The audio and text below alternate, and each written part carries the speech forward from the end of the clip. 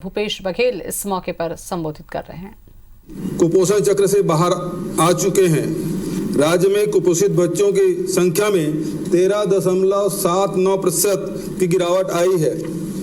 आदरणीय सोनिया गांधी जी और आदरणीय राहुल जी ने इस सरकार की बागडोर संभालने के दौरान जो विजन दिया था, उस विजन को जमीनी रूप में मूर्त रूप देने में हम कामयाब हो रहे हैं। मैं विशेष तौर पर बताना चाहूँगा, राहुल जी के जो न्याय विजन को हमने जिस तरह से कृषि क्षेत्र में राजीव गांधी किसान न्याय योजना के माध्यम से मूर्त रूप दिया है, उसने छत्तीसगढ़ के संपूर्ण कृषि क्षेत्र के साथ साथ ग्रामीण अर्थव्यवस्था में क्रांतिकारी बदलाव आए हैं। हमारी ग्रामीण अर्थव्यवस्था ने केवल सुदृढ़ हुई है, अपितु इसने अन्य क्षेत्रों को भी मजबूती प्रदान की है। सही सोच के साथ कई योजना लोगों के जीवन में किस तरह सकारात्मक परिवर्तन ला सकती है, राजीव गांधी किसान न्याय योजना इसका विलक्षण उदाहरण है। मैं गोधन न्याय योजना का भी जिक्र करना चाहूँगा। हमने गोबर संग्राहकों से गोबर खरीदकर उन्हें अब तक के 2.39 करोड़ रुपए का भुगतान किया है। इससे छत्तीसगढ़ के गांवों के ग्रामीणों को रोजगार और आय का अतिरिक्त जरिया मिला है। मैं यह भी बताना चाहूँगा कि गोधन न्याय योजना हमारी सरकार की महत्वाकांक्षी नरवा गरवा घुरवा बाड़ी योजना का ही एक भाग है।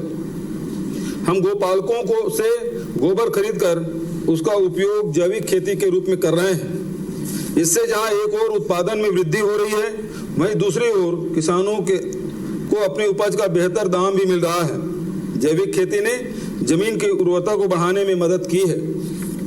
मुझे याद है, जब हम राजीव गांधी किसान न्याय योजना की शुरुआत कर रहे थे, तो माननीय सोनिया जी ने और राहुल जी ने कहा था, हम किसानों के समृद्धि के लिए इतने उपाय कर रहे हैं, लेकिन भूमिहीन कृषि मजदूरों को हम कैसे मजबूत करेंगे। मैं बताना चाहता हूं कि गोधन न्याय योजना उन्हीं गरीब गोपालकों के जीवन स्तर को ऊपर उठाने, उन्हें रोजगार और आय के नए साधन उपलब्ध कराने के लिए बनाई है। मुझे यह बताने में आज गर्व महसूस हो रहा है कि हम अपने उद्देश्य में सफल हुए हैं। मैं यह भी कहना चाहूँगा, अगर आपकी नीयत साफ हो और आपके मन में वास्तव में गरीब का उत्थान करने की इच्छा हो, तो इस तरह की अनूठी योजना बनती है और सफल भी होती है। देश भर में किसानों की बात चल रही है, तो मैं यह बताना चाहता हूँ कि हमने केंद्र सरकार के किसान विरोधी कानून से अपने राज्य के किसानों के साथ होने वाले अन्याय को रोकने का पुख्ता उपाय किया है। हमने 27 अक्टूबर को विधानसभा के विशेष अधिवेशन बुलाकर मंडी एक्ट में इस तरह संशोधन किया है कि अब केंद्र सरकार के कानून से हमारे राज्य के किसानों को कोई हानि नहीं होगी। राज्य के अधोसंरचना और औद्योगिक विकास की दिशा में भी हमने महत्वपूर्ण कदम उठाए हैं। हमने उद्योगों की स्थापना के लिए 25 MOU किए हैं और 22 नए MOU का प्रस्ताव है। इसे राज्य में लगभग 20,000 करोड़ रुपए का पूंजी निवेश होगा और लगभग 36,000 लोगों को रोजगार मिलेगा। हाल ही में हमारे अथक प्रयासों के बाद केंद्र सरकार ने छत्तीसगढ़ को धान से इथेनॉल बनाने की योजना की अनुमति प्रदान की। हमारे पास जो अतिशेष चावल बचता है FCI में देने के बाद और PDS में, हमारे राज्य के PDS सिस्टम में जो चावल लगता है, उसके अतिरिक्त भी हमारे पास धान बच जाता है। उसे हमने इथेनॉल बनाने का प्रस्ताव दिया था और उसकी स्वीकृति मिली है। हम पिछले 1 साल से इसके लिए प्रयास कर रहे थे। हमारे राज्य में 80% किसान धान का उत्पादन करते हैं। हम अपने राज्य में उत्पादित चावल के अतिशेष भाग का उपयोग इथेनॉल बनाने में करना चाहते थे। हमने इसके लिए योजना बनाई और प्रधानमंत्री जी और अन्य मंत्रियों से इसकी अनुमति देने के लिए लगातार पत्र लिखे। हमारे प्रयास रंग लाए और केंद्र सरकार को हमें धान से इथेनॉल बनाने की अनुमति देनी पड़ी। अब हम धान और गन्ने से इथेनॉल बनाएंगे। इससे हमारे किसानों की आय में अतिरिक्त इजाफा होगा। केंद्र सरकार ने वर्तमान में राज्यों को इथेनॉल उत्पादन की अनुमति में FCI का बंधन लगाया है। हमने इस बंधन को हटाने के लिए केंद्र सरकार को पत्र लिखा है। हमें उम्मीद है कि केंद्र सरकार यह बंधन हटाएगी और राज्य सरकार को पूरी स्वतंत्रता के साथ इथेनॉल उद्योग लगाने की अनुमति प्रदान करेगी। राज्य में इथेनॉल बनाने के उद्योग लगाने पर लगभग 10,000 करोड़ के निवेश होने की संभावना है। राज्य में अधोसंरचना को सुदृढ़ करने का काम भी तेज गति से जारी है। धरसा विकास योजना के तहत गांव के कच्चे रास्ता को पक्का करने की दिशा में तेजी से कार्य किया जा रहा है। इससे ग्रामीण और मवेशियों को बरसात सहित सभी मौसम में सुगम आवागमन की सुविधा होगी। धरसा मतलब जो किसान गांव से खेत तक जाने के लिए जो रास्ता होता है, छत्तीसगढ़ में उसे धरसा कहते हैं और इसके लिए बड़ी कार्य योजना हर गांव के जो धरसा है उसके निर्माण की योजना बनाई गई है। सड़कें किसी भी प्रदेश के विकास के लिए जरूरी है। राज्य सरकार का यह संकल्प है कि राज्य के अंतिम छोर तक बसे लोगों के लिए भी सड़क की उपलब्धता हो। इसके लिए हमने पूरे राज्य में गांव, मोहल्ले, पारा और टोला तक सड़क बनाने की कार्य योजना बनाई है। हम राज्य के कुल 13,230 करोड़ रुपए की लागत से सड़क और पुलियाओं के निर्माण की महत्वाकांक्षी योजना पर तेजी से काम कर रहे हैं। सरकार गठन होते ही गत वर्ष हमने 2,648 करोड़ रुपए की लागत से 839 सड़कें स्वीकृत की। इस वर्ष हमने 1,025 करोड़ रुपए लागत के 84 सड़कें स्वीकृत की है। अगले कुछ महीनों में हम 886 करोड़ रुपए की लागत से 158 अतिरिक्त सड़क स्वीकृत करने जा रहे हैं। हम छत्तीसगढ़ के सड़क विकास कंपनी के माध्यम से 8,400 करोड़ रुपए की लागत के 768 सड़कें बनाएंगे और इसके लिए 5,500 करोड़ रुपए का ऋण लेंगे। युवाओं को रोजगार के अवसर प्रदान करने के लिए हमने इस श्रेणी में पंजीयन आरंभ किया है। स्थानीय युवाओं को 20 लाख तक का रोजगार प्रदान करने के लिए हम यह योजना लाए हैं। स्थानीय पंजीयन एवं स्थानीय प्रतिस्पर्धा से हम छत्तीसगढ़ के युवाओं को सक्षम बनाएंगे। विद्युत उत्पादन और दूर दराज के आदिवासी इलाकों तक इसकी उपलब्धता सुनिश्चित करने की दिशा में भी उल्लेखनीय सफलता मिली है। उच्च गुणवत्ता के विद्युत उत्पादन में छत्तीसगढ़ देश में अव्वल है।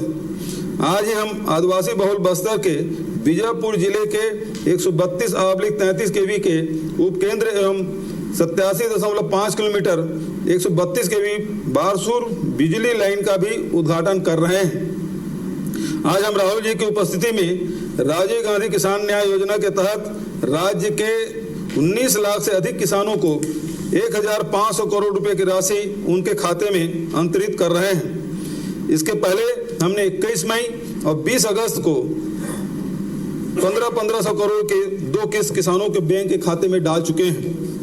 आज राहुल जी के कर कमलों से हम Swami Atmanand English medium school योजना की भी शुरुआत कर रहे हैं। यह योजना राज्य के बच्चों को अंग्रेजी माध्यम में उच्च गुणवत्ता की शिक्षा प्रदान करने के दूरगामी उद्देश्य को ध्यान में रखकर बनाई गई है। अब छत्तीसगढ़ का कोई भी विद्यार्थी आर्थिक विषमता के कारण उच्च गुणवत्ता की अंग्रेजी शिक्षा प्राप्त करने से वंचित नहीं होगा। इस योजना के अंतर्गत हम 22 अंग्रेजी माध्यम के स्कूल स्वीकृत कर चुके हैं। इसके तहत शिक्षा निःशुल्क होगी और इस पर हमने 130 करोड़ रुपए की राशि व्यय की है। इन स्कूलों में पुस्तकालय, संगीत और कला के कक्ष, कंप्यूटर और रोबोटिक्स लैब, लैंग्वेज लैब आदि बनाए गए हैं। इन स्कूलों में अभी तक 27,741 बच्चे प्रवेश ले चुके हैं। आज हम स्लम में रहने वाले नागरिकों के लिए एक महत्वपूर्ण योजना की भी शुरुआत कर रहे हैं। मुख्यमंत्री स्लम स्वास्थ्य योजना के माध्यम से हम स्लम में रहने वाले नागरिकों और श्रमिकों को स्वस्थ रखने के लिए सुबह शाम चिकित्सा संबंधी सुविधाएं उपलब्ध कराएंगे। इस योजना के प्रथम चरण में 14 नगर पालिकाओं में 60 मोबाइल मेडिकल यूनिट बसों के माध्यम से लोगों के स्वास्थ्य संबंधी जांच की जाएगी तथा चिकित्सक स्तर पर ही उन्हें उपचार भी उपलब्ध कराएंगे, जिसमें 30 बस आज से काम करना प्रारंभ करेगा। मुझे पूरा विश्वास है कि हमारी सरकार की यह योजनाएं आम लोगों के लिए अत्यंत लाभप्रद होगी। हम राहुल जी से राजीव गांधी किसान न्याय योजना की तीसरी किस्त के वितरण तथा स्वामी आत्मानंद स्कूल मीडियम योजना के और मुख्यमंत्री श्रम स्वास्थ्य योजना के वर्चुअल शुभारंभ के आग्रह करते हैं। बहुत बहुत धन्यवाद।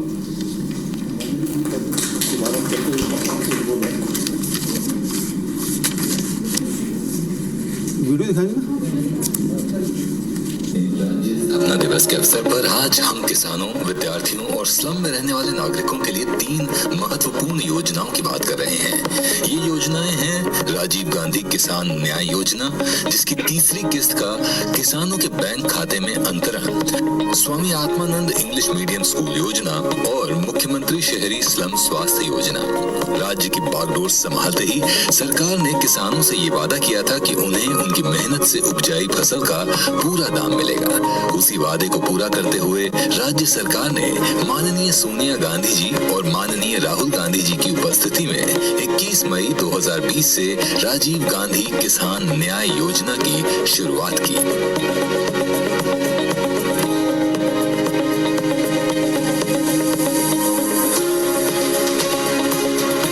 जिसके तहत राज्य के 19 लाख से अधिक किसानों को 5,700 करोड़ रुपए की राशि कृषि आदान सहायता के रूप में प्रदान की जा रही है।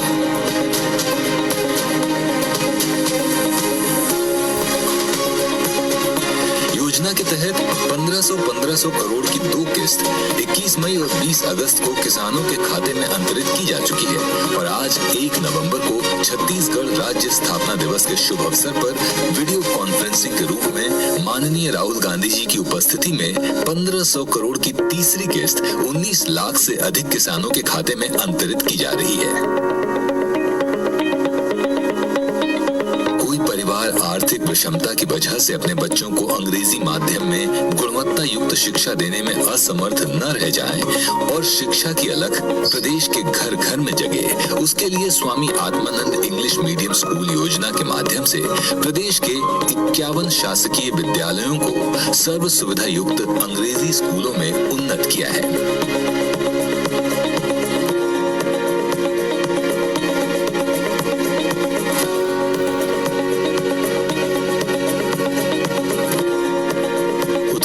से शिक्षा का संकल्प लिए अंग्रेजी माध्यम के इन स्कूलों में शिक्षा निःशुल्क है। स्मार्ट लाइब्रेरी, कंप्यूटर और साइंस लैब के साथ ही ऑनलाइन शिक्षा की पूरी सुविधा उपलब्ध है और इन स्कूलों को विकसित करने के लिए 130 करोड़ रुपए की राशि प्रदान की गई है।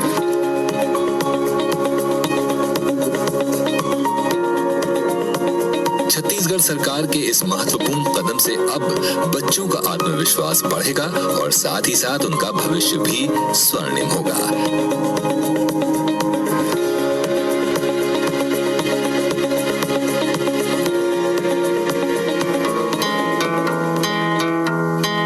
प्रदेश ने ठाना है स्वस्थ छत्तीसगढ़ बनाना है। अब चिकित्सा सुविधाओं के अभाव में शहरी स्लम क्षेत्र के रहवासी नहीं रहेंगे बीमार। माननीय मुख्यमंत्री जी की प्रेरणा से प्रारंभ की जा रही मुख्यमंत्री स्लम स्वास्थ्य योजना, जिसके अंतर्गत छत्तीसगढ़ के नगरीय निकायों में रहने वाले स्लम क्षेत्रों के नागरिकों व श्रमिकों को उनके बस्ती मोहल्ले में ही उन्नत एवं समुचित स्वास्थ्य सेवाएं उपलब्ध कराई जाएंगी। इस योजना के तहत स्लम क्षेत्रों में मेडिकल मोबाइल यूनिट के द्वारा कैंप लगाकर बीमार लोगों का इलाज होगा। साथ ही वहां पर रोगियों के बैठने, पेयजल तथा अन्य आवश्यक सुविधाएं संबंधित निकाय द्वारा उपलब्ध कराई जाएंगी। इतना ही नहीं, मेडिकल मोबाइल यूनिट में सभी प्रकार की सामान्य बीमारियों का इलाज किया जाएगा। इसके अलावा मोबाइल यूनिट में लैब की सुविधा भी होगी, जिसमें आवश्यकता अनुसार blood urine, culture, CBC, malaria जैसे रोगों की जांच तथा दवाइयां निःशुल्क होगी।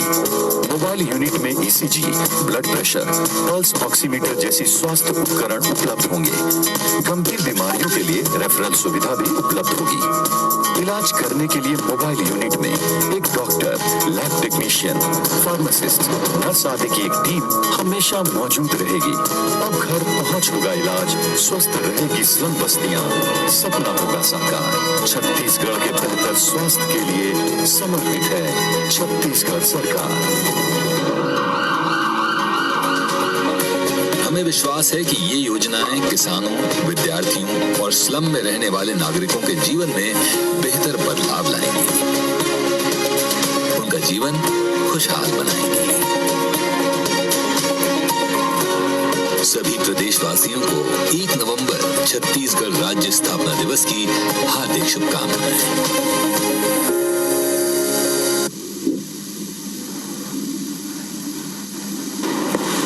आदरणीय राहुल जी, मैं आपको बताना चाहूँगा कि अभी वीडियो जो दिखाया गया उसी के साथ साथ ही किसानों के खाते में राशि अंतरण की शुरुआत हो चुकी है और दूसरा Swaminath Atmanand school medium school भी शुभारंभ किया जा रहा है और उसी प्रकार से मुख्यमंत्री शहरी स्लम स्वास्थ्य योजना जो हमारे मजदूर सुबह से लेके दिन भर मजदूरी करने जाते हैं और कभी बीमार पड़ जाते हैं तो हॉस्पिटल में लंबी लंबी लाइन लगानी पड़ती है, कुछ छोटे मोटे जो बीमारियां होती है और बाद में बड़ा हो जाता है। तो ऐसे में जो प्राथमिक उपचार के लिए सुबह और शाम को हमारे मजदूर घर निकलने से पहले और घर आने के तत्काल बाद उनको ये स्वास्थ्य सुविधाएं उपलब्ध होगी। तो इसकी शुरुआत आपकी उपस्थिति में हुई है।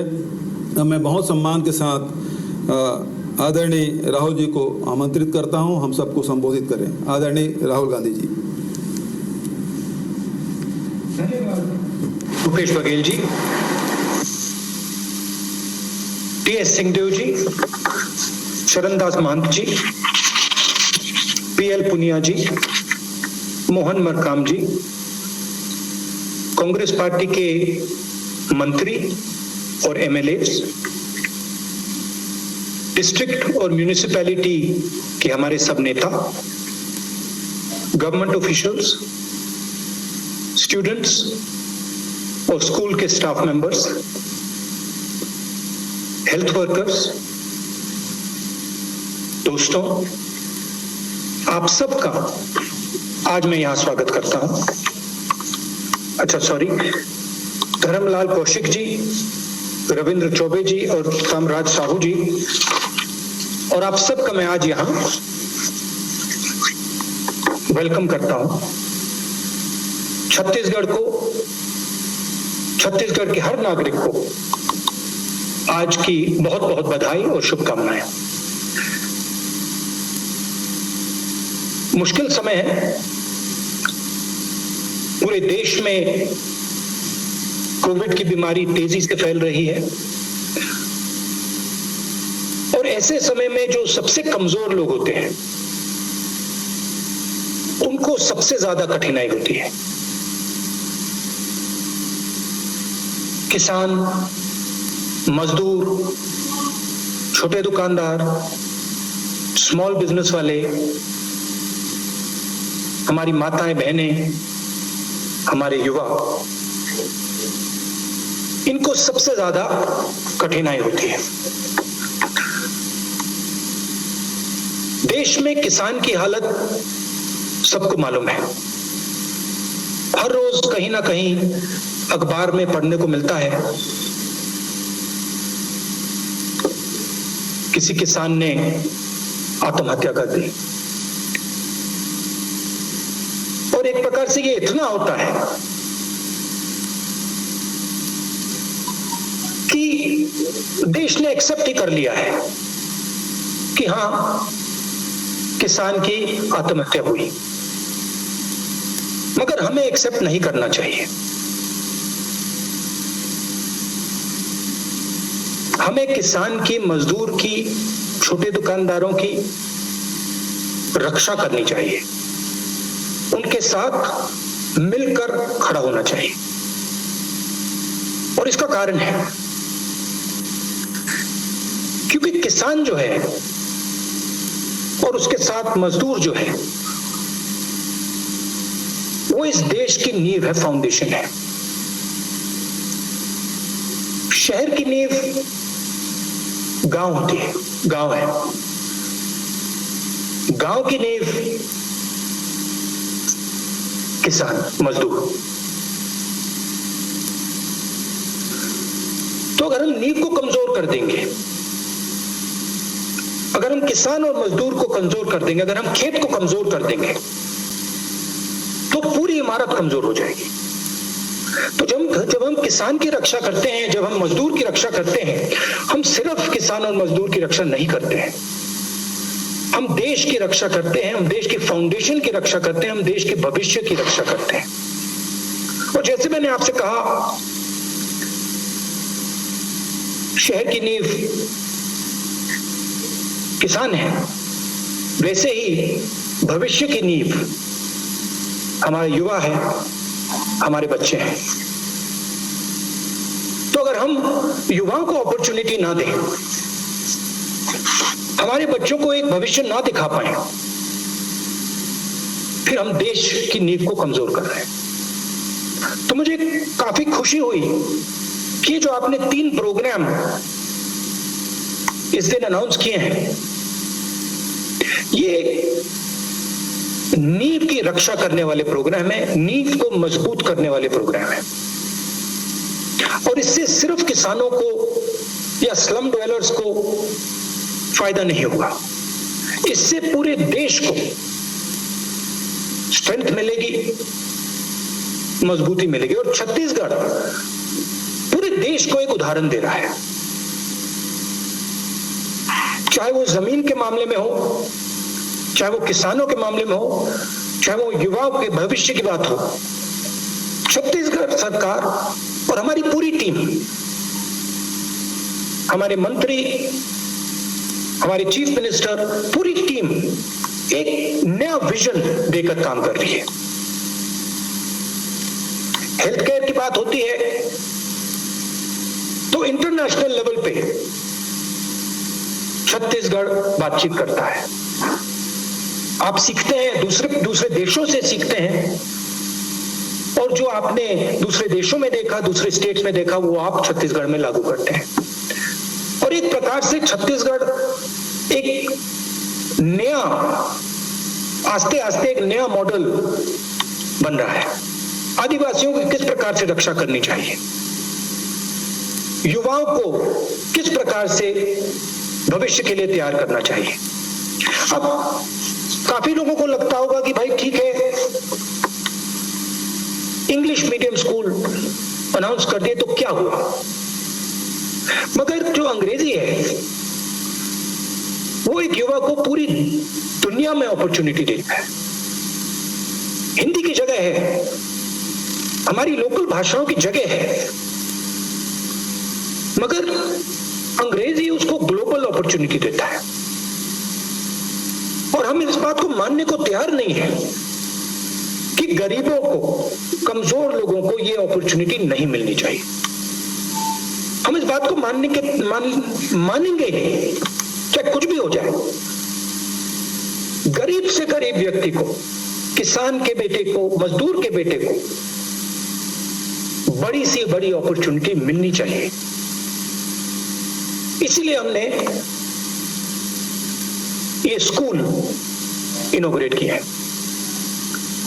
मुझे काफी दुख हो रहा है क्योंकि देश में किसानों पर आक्रमण हो रहा है। बिहार में मैं कुछ दिन पहले चुनावी यात्रा में गया और वहां मैंने अपने भाषण में कहा कि मंडियों की, एमएसपी की एक बहुत जरूरी जगह है। ये एक प्रकार से किसानों की, मजदूरों की रक्षा करते हैं। और मैं इस बात को एक्सेप्ट करता हूं कि मंडी के सिस्टम में, एमएसपी के सिस्टम में, प्रोक्योरमेंट के सिस्टम में कमियां हैं, मगर अगर हम उस सिस्टम को नष्ट कर देंगे, जैसे 2006 में बिहार में करा, उदाहरण है, तो हमारी देश की जो नींव है, जो मजदूर हैं, जो किसान हैं, वो नष्ट हो जाएंगे, नींव टूट जाएगी, नींव कमजोर हो जाएगी। और इसीलिए हम इन 3 कानूनों के खिलाफ पूरे देश में लड़ रहे हैं। पंजाब ने स्पेशल असेंबली सेशन में निर्णय लिए और छत्तीसगढ़ में भी हमने इन कानूनों का विरोध किया। और मैंने प्रधानमंत्री जी से कहा कि इनके बारे में फिर से सोचें और मंडी के सिस्टम को मजबूत करें। अगर कम मंडियां हैं तो ज्यादा मंडियां बनाई जाए, अगर एमएसपी के सिस्टम में कोई कमी है तो उस कमी को सुधारा जाए, मगर सिस्टम को नष्ट ना करा जाए। और मुझे पूरा भरोसा है कि जब देश के किसान की भावना सामने आएगी, चाहे वो छत्तीसगढ़ में हो, पंजाब में हो, बिहार में हो, तो प्रधानमंत्री इन 3 कानूनों को फिर से रिकंसिडर करेंगे, क्योंकि इन कानूनों से हमारी देश की नींव, फाउंडेशन कमजोर हो रही है। छत्तीसगढ़ एक प्रकार से यूनिक प्रदेश है। आपके पास सब कुछ है, जल, जमीन, जंगल, सब कुछ है आपके पास।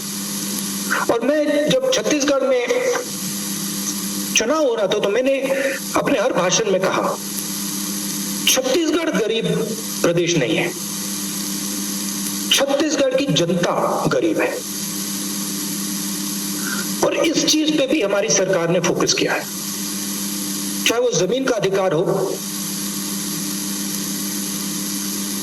कानून को हम लागू करते हैं और हम सबको लेकर आगे बढ़ना चाहते हैं। छत्तीसगढ़ का जो धन है वो चुने हुए हाथों में नहीं जाना चाहिए, 2-3 लोगों के हाथों में नहीं जाना चाहिए। छत्तीसगढ़ का जो धन है छत्तीसगढ़ के हर नागरिक के हाथ में जाना चाहिए, छत्तीसगढ़ के भविष्य को बनाने के लिए जाना चाहिए। स्कूल, कॉलेजेस, यूनिवर्सिटीज, अस्पताल खोलने के लिए जाना चाहिए और छत्तीसगढ़ को एक नया विजन देने के लिए उस पैसे को इस्तेमाल किया जाना चाहिए। तो ये हमारी सोच है। मुझे काफी खुशी हो रही है कि हमारी पूरी टीम मिलकर इस काम को छत्तीसगढ़ में पूरा कर रही है।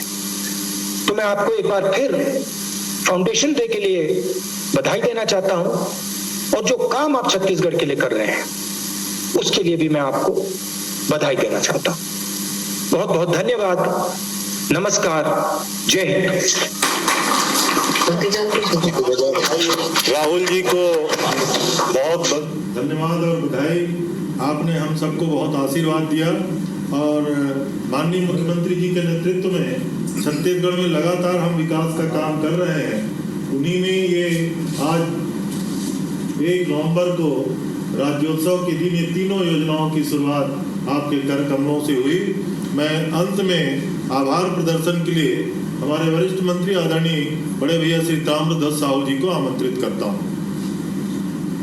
राज्योत्सव के इस पावन बेला में गरिमामयी कार्यक्रम में हमारे बीच उपस्थित हमारे राष्ट्रीय नेता आदरणीय राहुल गांधी जी का हृदय से आभार व्यक्त करता हूँ।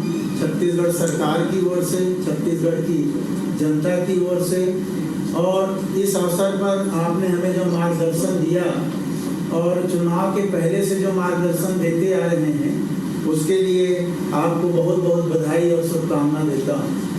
हमारे कार्यक्रम में माननीय मुख्यमंत्री जी को भी बहुत बहुत बधाई देता हूँ, आभार मानता हूँ। उनके सफल निर्देशन में छत्तीसगढ़ की सरकार 22 महीने में जन आकांक्षाओं की पूर्ति के लिए सतत प्रयत्नशील होकर आगे बढ़ रही है। माननीय पीएल पुनिया जी को भी बहुत बहुत आभार मानता हूँ। उनके सफल निर्देशन में लगातार चुनाव से लेकर अब तक हम लोग काम कर रहे हैं। हमारे प्रदेश कांग्रेस कमेटी के अध्यक्ष आदरणीय मोहन मरकाम जी को भी आभार मानता हूँ। हमारे विधानसभा के अध्यक्ष माननीय डॉक्टर चरणदास महंत जी भी इस अवसर पर उपस्थित हैं। आभारी हूँ मैं उनका इस गरिमामयी उपस्थिति के लिए। सभी माननीय मंत्रीगण, सभी विधायकगण, सभी कांग्रेस जन और पूरे अधिकारी कर्मचारीगण, छत्तीसगढ़ की जनता जो आज इस अवसर पर अपने अपने जिलों में, ब्लॉक में, हर जगह उपस्थित हैं, उन सबको भी आभार मानता हूँ। विनम्रता पूर्वक नेता प्रतिपक्ष आदरणीय धर्मलाल कौशिक जी का भी आभार मानता हूँ। उन्होंने अपनी गरिमामयी उपस्थिति दी। पुनः सबका आभार मानते हुए मैं अपनी बात समाप्त करता हूँ। फिर से आप सबको राज्योत्सव की बहुत बहुत बधाई और शुभकामना। धन्यवाद। जय हिंद, जय छत्तीसगढ़। दूसरा कार्यक्रम राज्योत्सव के प्रथम सत्र का कार्यक्रम अब यही समाप्त होता है। द्वितीय सत्र अलंकरण समारोह का कार्यक्रम, जिसकी थोड़ी देर पश्चात अभी दूसरा कार्यक्रम अब प्रारंभ होगा। आप सबको धन्यवाद देते हुए अब इस कार्यक्रम को यही समाप्त करता हूँ। सबको बहुत बहुत बधाई। वो गाड़ी सर एक बाहर हम लोग रखवाए हैं, चलेंगे? तो अभी चलते वक्त देख लेंगे सब उसको। चलिए। तारीफ करिए तो सुन रहे हैं सर। बहुत बहुत धन्यवाद सर। चलिए ठीक हो गया। चलो बस से बात करता हूँ। तो मुख्यमंत्री निवास में राज्योत्सव के प्रथम सत्र का कार्यक्रम समाप्त हो चुका है। अब द्वितीय सत्र में राज्यपाल अनुसुईया उइके वर्चुअल माध्यम से जुड़ेंगी और राज्य अलंकरण पुरस्कारों का वितरण किया जाएगा।